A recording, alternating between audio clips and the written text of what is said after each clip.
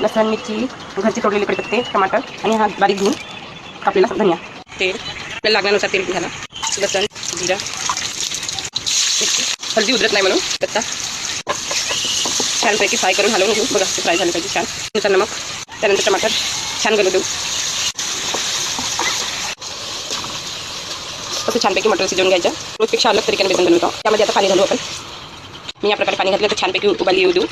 बघा पाणी चांगलं बॉईल झालेलं आहे. आता आपण बेसन घालून देऊ आणि छान परतू. या प्रकारे छान परतून घेऊ. आता जितकं शिजू देऊ याला ना तितकं छान राहते. बेसनला जितकं शिजवलं ह्या प्रकारे नक्की तुम्हाला आवडेल. अशी बनवून बघा, छान लागते खायला, टेस्टी वाटते.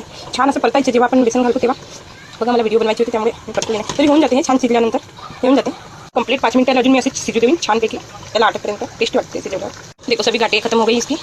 असे एक दो कुछ नाही लेकिन सभी गाठ खत्म झाली आणि माहिती ना छान झाला बेसन. खूप टेस्टी लागेल. आता तेवढा आठवला बघा आपण. दिसत आहे तेवढा आठवला तिथपासून तेवढा. आता गॅस बंद करून आपण आपलं पिठलं आणि बेसन तयार आहे.